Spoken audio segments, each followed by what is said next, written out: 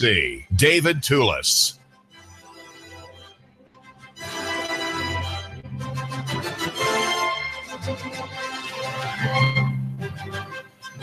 A breathtaking view of the skies over Soddy-Daisy figures in a scientific paper in a journal, the name of which is the Journal of Geography, Environment, and Earth Science International.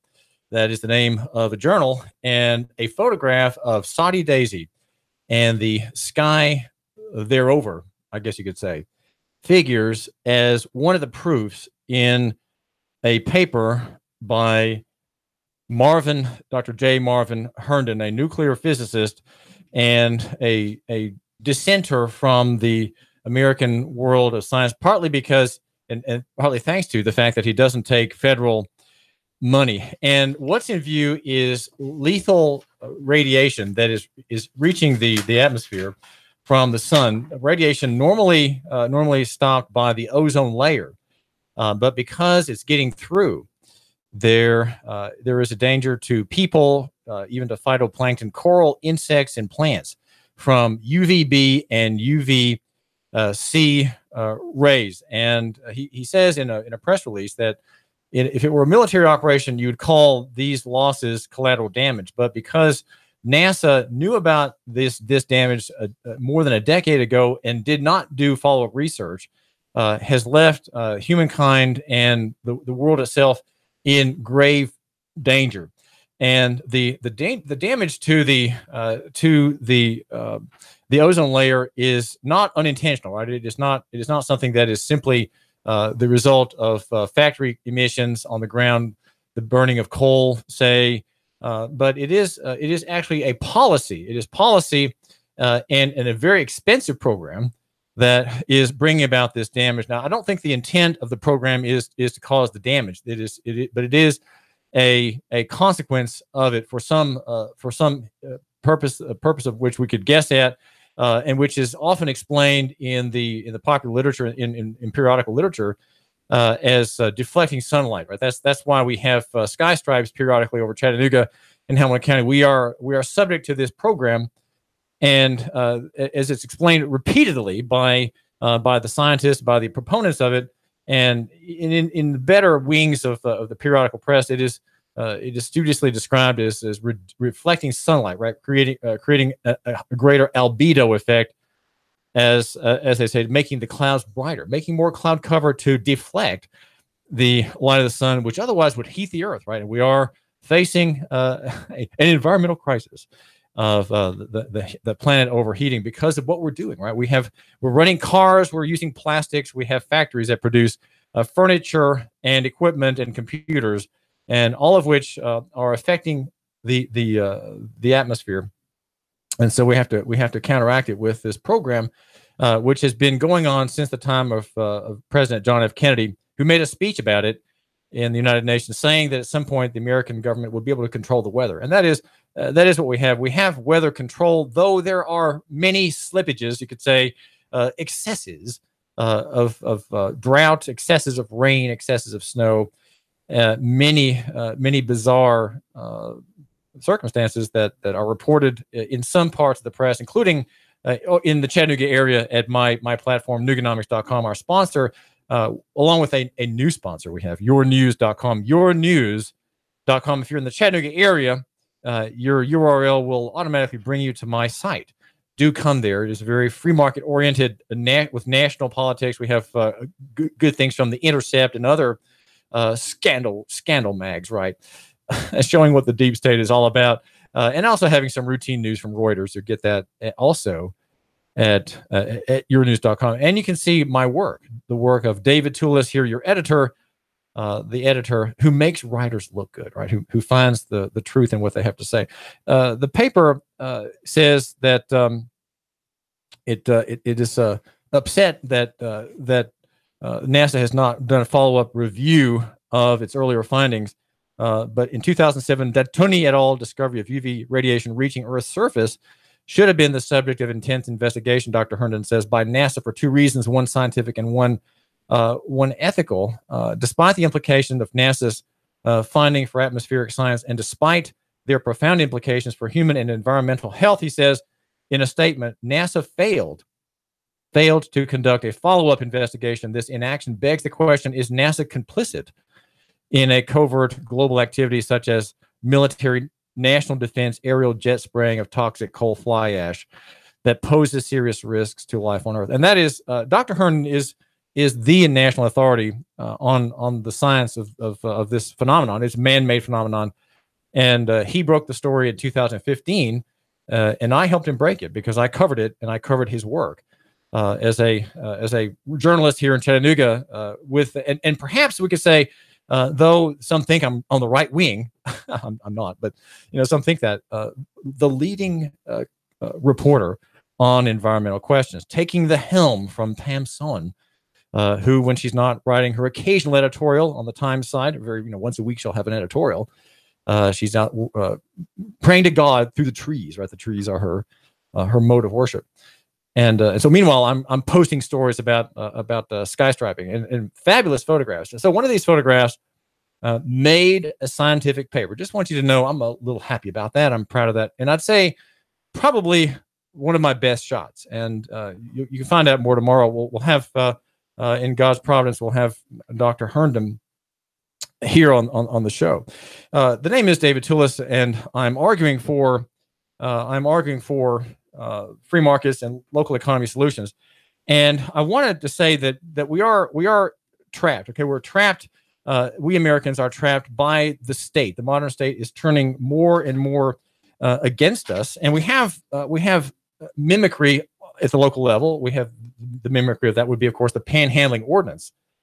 And I hope to give you just a thumbnail sketch of this ordinance today. I'm going to do that. I'm going to do that. Give you a thumbnail sketch. But there is the solutions are local, and I want to do two things. Okay, one is to tell you about a high court case, which once again, the Supreme Court, in the National Supreme Court, you could say it's kind of a right-wing court. Okay, and it has once more led to a strengthening of the police position as representatives of the executive state. We live in a police state, though I live my life as if it were a constitutional state, right? And I hope you think about doing likewise and thinking in terms of local economy solutions. Christians would be particularly advised to think of their sanctification, right, in terms of what they do locally for the benefit of others, because social grace, social work, local charity, and local political action is how we will get out from under the collapse that's pending, right? We have a pending national collapse financially when the bills will no longer be paid at the surveillance center at Utah and in Maryland at some point, and we're going to have a disaster ahead. You'll lose half of your net worth, okay? A bag of $1,000 is now $11,000 if you want to buy a bag. So I suggest that you do that. That's part of my strategy, my suggestion in divesting nationally and investing locally. But on the high end of the legal side, in the high court, we have one more court ruling in Casella versus Hughes. Amy Hughes, badly shot 4 times by an officer without a warning.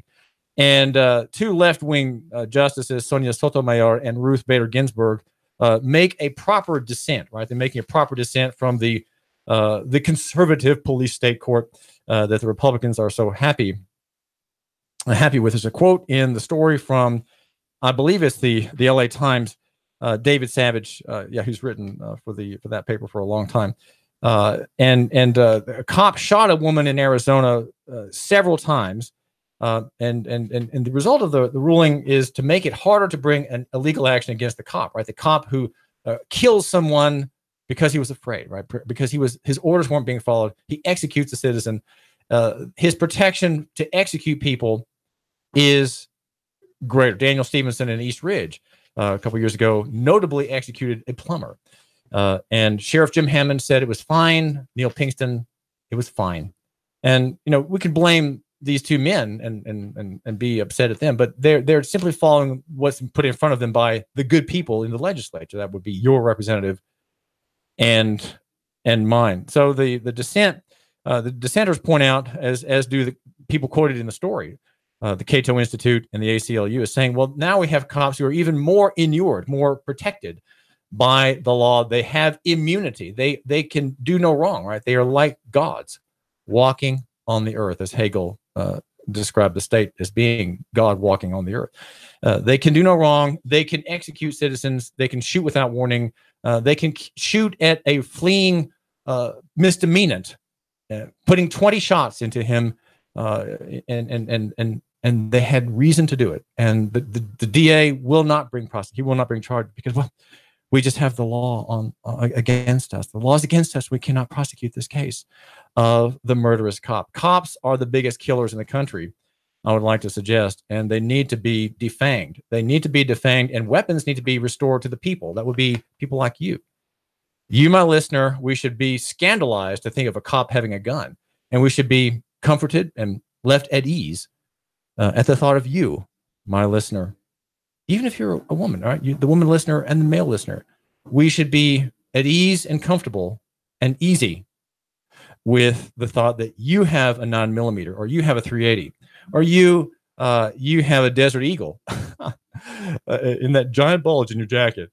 That should make us easy, and the cop should make us uneasy. Now, we have a long ways to go before that actually happens as a social phenomenon, right? As the moray of life in Chattanooga and Hamilton County. We have a long ways to go before that happens, but that's what we need to shoot for.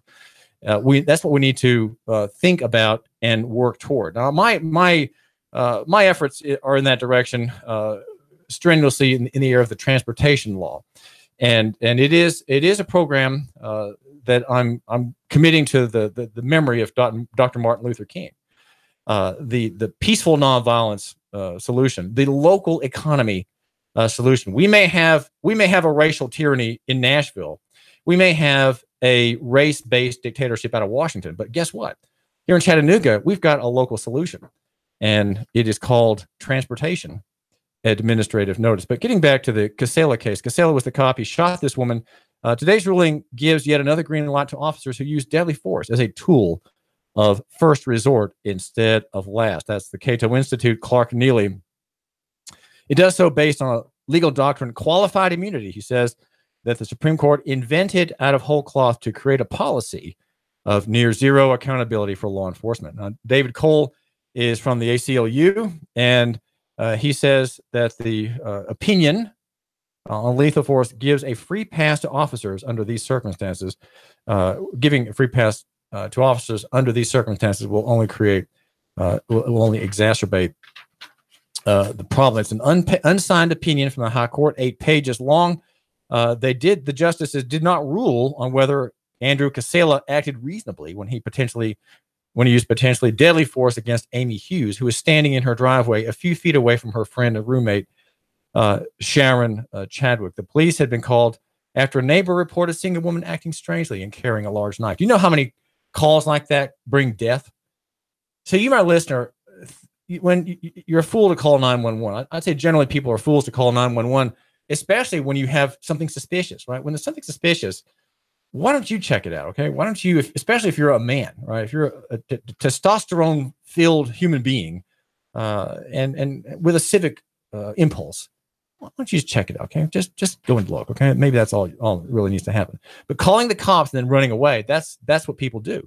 And here we have a poor woman shot down, as Russell likes to say, shot down by a cop. Rather than decide whether Casella used excessive force, the court ruled instead that he could not be sued because the victim could not cite a similar case involving a police shooting of a person holding a knife. The court said police officers are entitled to qualified immunity unless existing precedent squarely governs the specific facts at issue. This is far from an obvious case in which any competent officer would have known that shooting Hughes to protect Chadwick would violate the Fourth Amendment. So it's just totally bizarre. And the court, again, is in framing evil in a law. Framing evil in a law, as the Bible says, forbidding same. Sotomayor said the majority had revised the facts to favor the officer. And here's her quote. Hughes, the woman, held a kitchen knife down at her side with the blade facing away from Chadwick, the woman. Hughes was nowhere near the officers, had committed no illegal act, was suspected of no crime, and did not raise the knife in the direction of Chadwick, the roommate. or anyone else. Two officers kept talking, but, quote, without giving a warning that he would open fire, he, Casella, shot Hughes 4 times, leaving her seriously wounded. If this account of Casella's conduct sounds unreasonable, that is because it was. And that is the court liberal, Sotomayor. She said the court's one-sided approach to qualified immunity transforms the doctrine into an absolute shield for law enforcement officers, gutting the deterrent effect of the Fourth Amendment. And the Fourth Amendment, remember, says that searches are banned, right? It's a ban on searches. They're banned, prohibited, not allowed, and disallowed, okay, to be lawyerly in using all the proper synonyms there. They're allowed only if there's a warrant, right? That's the only way that a cop can have a search under the Fourth Amendment and under the equivalent provision in the Tennessee Constitution. So here you have cops gunning down a woman, and it happens repeatedly. And now, how do we? This is a problem we can't solve nationally. Okay, the court will have probably church-going people in it, members of one major party or the other, and we will continue to have this. So what do we do about this problem locally? I don't think I can answer that question right now. David Toulis here, 92.7 Nuka Radio.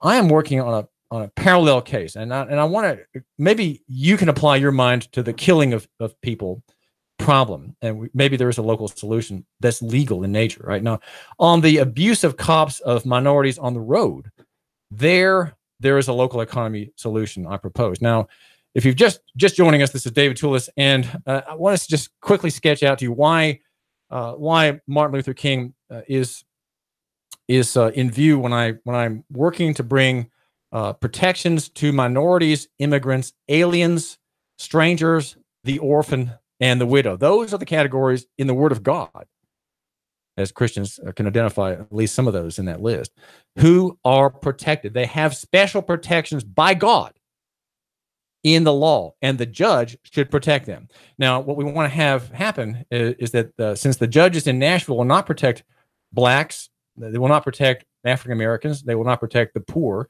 they will not protect immigrants and Hispanics from Guatemala, Honduras, Mexico, and other countries, Colombia. They will not protect Constitution-minded people such as Arthur J. Hirsch, who's a Christian, also known as the Fiddleman of Lawrence County. They will not protect those that deserve it, widows who are often very poor and cannot afford insurance. Well, the problem with the insurance statute is that it applies only to people involved in transportation. So does the vehicle registration statute, only to those people who are involved in transportation.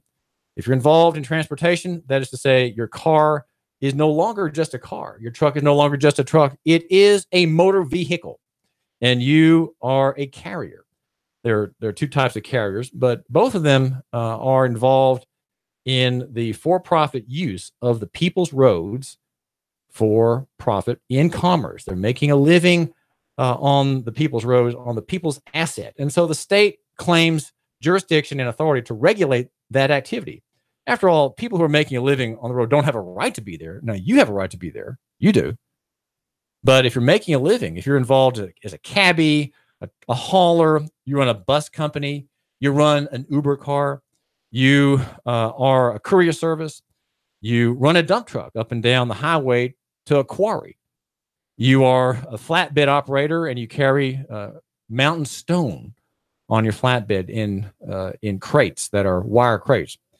You are involved in transportation. That is to say, the profitable, for-profit, often corporate use of the people's roads for your own gain. And since those trucks are very heavy, right, you need to be regulated. They need to, the trooper, the cop needs to check to make sure your brakes are good, that your frame has not got any cracks in it, especially if you're one of those 40-ton behemoths on the highway, such as Mr. Brewer operated in his slaughter of six travelers at the Ottawa interchange there, found guilty. He had violated the transportation law. He was not following the rules on wakefulness. He was not following the rules on imbibing or consuming narcotics. And so violated the agreement he had because he was involved in transportation. Everybody else is not involved in transportation. You're not, I'm not. And yet, who do cops arrest a lot of? Well, they arrest a lot of young people, a lot of poor people. Their cars are not in order. They have missing brake lights. They have the tag light is out. When Cameron Williams, who's called C. Grimy, he's a hip hop artist in town, when he and his girlfriend were arrested in an abusive arrest recently, about which you can read at yournews.com. The traffic stop about which Cameron was complaining was illegal was one over a missing tag light and a tag 1 day expired. Well, it's not a crime to have a tag expired. It's not a crime to have a brake light out. How many black men have been shot down because of a brake light out? What about Sandra Bland, who was killed in a jail, arrested because she had a brake light out? How many people do we know about that? How many dreadful stories have we heard? How many videos have we moaned over on YouTube on this very thing? Well, Philando Castillo, as I point out at Nuganomics.com, shot dead. His crimes, all of his crimes, there were 50 of them. They weren't crimes at all. They were transportation offenses. And he was not a person involved in transportation. He simply wasn't. And so Martin Luther King would say this about the law: if you are responsible for enforcing a law, do not enforce the law beyond the scope thereof. The transportation statute in Title 55 and in Title 65 and in the U.S. Code, Title 49, do not allow law enforcement to stop people if they're private users. Okay, if you're a private user, not in commerce, you're not subject to those laws, period. Now, I say that, I'm not giving you legal advice, but I'm saying that defiantly because the high court in Tennessee pretends that there is no such thing as travel, that travel does not exist. If it exists, it is entirely parallel and entirely synonymous with transportation. In other words, there's no private traveling on the roads in Tennessee. All travel is, in fact, transportation, and all travel is, in fact, they opine, subject to regulation and the police power. And therefore, no one can be on the road without a license, no one can be on the road without insurance, and no one can be behind the wheel of a car or truck moving down the people's roads without permission through the vehicle registration statute, which was originally created to allow for the easy tracking of stolen cars. That's the only reason. That's part of the three legs of commercial government, to prevent theft, and if not to prevent it, at least to track it, so that cars can be restored to their owners. That's the only reason. It was to protect the owner of the car, not to make a cause of action, as in that stop with Cameron Williams. The three young men in the car had a tag that had just expired and the light was out. The cop was very graciously asking the young man to come out of the car so he could show him how the light was out. Do you know you have a little light on the tag there that lets me read the license plate, as we call them? Well, the cop has legally no authority to do any of that, because if that person is not in transportation, then that cop has no authority. That's what you're going to find out if you read administrative notice. And who's heard about this? Well, maybe you haven't, maybe you don't care, but city council has heard about it. I have given proper notice to city council. Sheriff Jim Hammond is reviewing this notice, which is a light on the law. It does not make any arguments at all, but it does lay out all the law that applies to him and every sheriff's deputy. And cops, they're also subject to it. Rob Simmons, the spokesperson, has received a digital copy, and Wade Hinton, the city attorney, has received a hard copy. And between them, they have been properly notified. So now the question is, are we going to make something of it here and obtain a little bit of freedom here in local economy? Chattanooga Morning News with Russ and Val, weekdays from 6 to 9 a.m. on